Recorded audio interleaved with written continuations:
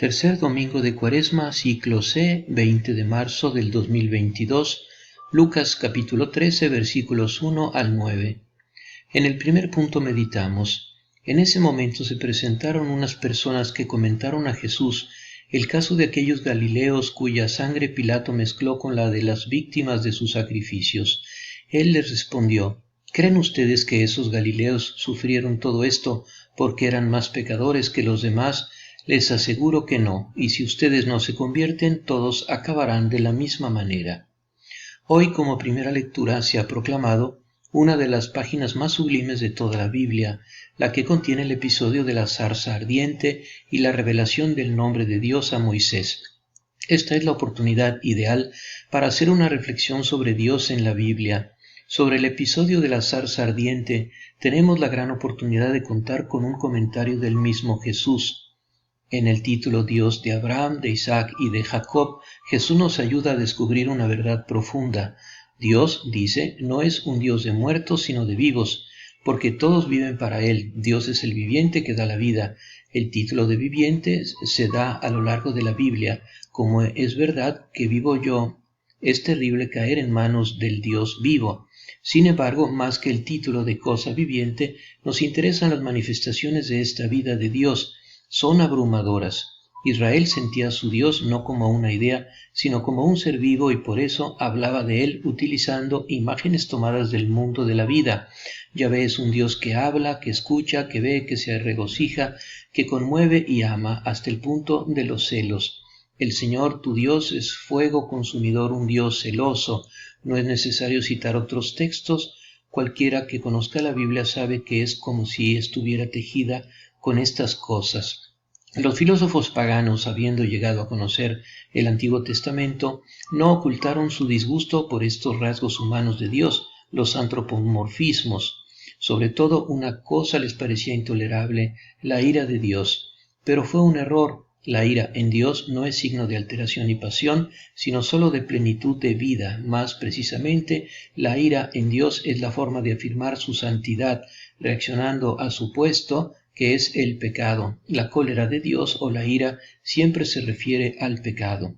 La ira de Dios se revela desde el cielo contra toda impiedad e injusticia, indignación e ira contra los que se rebelan contra la verdad. Asimismo, el celo de Dios no es como en el hombre la reacción de quien se siente amenazado por un rival. Es celos de los ídolos, es decir, reacción a la provocación de la vanidad y de la nada. Es protección del ser, porque el ídolo es pseudo-realidad, es la nada. Los antropomorfismos de Dios son el signo de un Dios que se prepara para el antropomorfismo supremo, que es la encarnación.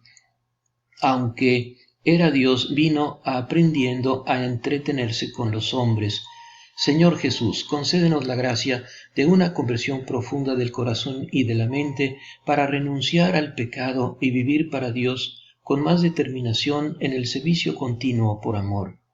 En el segundo punto meditamos: ¿o creen que las 18 personas que murieron cuando se desplomó la torre de Siloé eran más culpables que los demás habitantes de Jerusalén? Les aseguro que no, y si ustedes no se convierten, todos acabarán de la misma manera. Incluso en estas cosas muy humanas, por lo tanto, Dios se revela diferente. La Biblia ha confiado la expresión de esta diversidad de Dios a un término particular, el título de santo. En cierto sentido podemos decir que este es el verdadero nombre del Dios de la Biblia. María tiene toda la razón en el Magnificat al decir: y santo es su nombre. He aquí cómo el profeta toma este título de los mismos labios de Dios. Mi corazón se conmueve dentro de mí, mis entrañas se estremecen de compasión. No daré rienda suelta al ardor de mi ira, porque soy Dios y no hombre, soy el santo en medio de ustedes. Decimos santo de una persona moralmente buena y perfecta, que cumple con todo su deber, que es pura y obedece a Dios. Pero son significados derivados claramente inaplicables a Dios. Solo sirven para indicar lo que produce y lo que exige la cercanía con Dios, pero en él es un asunto completamente diferente. El término usado en la Biblia para decir santo, kadosh, significa separado, diferente. El concepto que más se le acerca en nuestro idioma es el de absoluto, que significa liberado de. que sin embargo es mucho más abstracto. El concepto de santo nació para expresar el sentimiento que suscita en el hombre la repentina aparición de Dios en el horizonte de su existencia. Se trata del sentimiento de dependencia o del sentimiento de criaturas que se apodera del hombre como un estremecimiento cuando se ve bajo la mirada penetrante de Dios. En esa mirada el hombre se capta a sí mismo como criatura, capta su sí mismo, su yo oculto, y capta a Dios como un misterio a la vez tremendo y fascinante, aterrador por su distancia y hechizante por su condescendencia, hecha de piedad, de consuelo, amor y misericordia. El hombre comprende que nunca podrá comprender a tal Dios, pero también comprende que un Dios comprendido ya no sería Dios. Más tradicionalmente este sentimiento se llama sentimiento de lo sobrenatural. En quienes la aprueban suelen determinarse reacciones que la Biblia y más tarde los místicos cristianos han tratado de describir al tiempo que protestan que son cosas arcanas de las que no es posible que el hombre hable.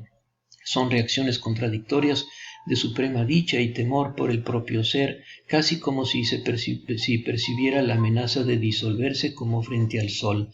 Algunas almas, habiendo tenido esta experiencia de la santidad de Dios, salían como aturdidas, convencidas de que un solo momento más y su ser no aguantaría. Las reacciones más ordinarias son el silencio y la humildad de la criatura.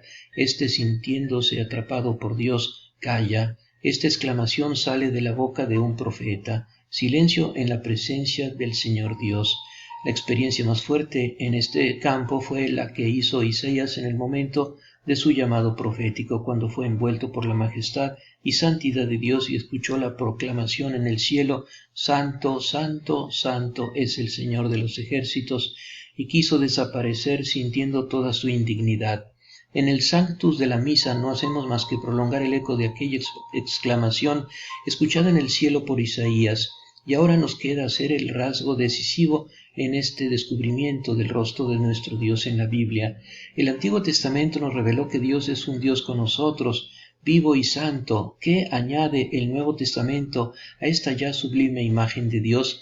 Podemos responder: pon dentro un corazón, y este corazón es la afirmación: Dios es amor. Incluso los profetas habían proclamado que Jehová es un Dios amoroso, pero nadie se había atrevido a llegar a decir que Él es amor. ¿Qué pasó de nuevo con Jesús de Nazaret para permitir este salto de calidad? Esto ha sucedido, que tanto amó Dios al mundo que ha dado a su Hijo unigénito para que todo el que crea en Él no se pierda, sino que tenga la vida eterna. La razón fundamental está contenida aquí, pero tratemos de enmarcar mejor esta nueva revelación sobre Dios.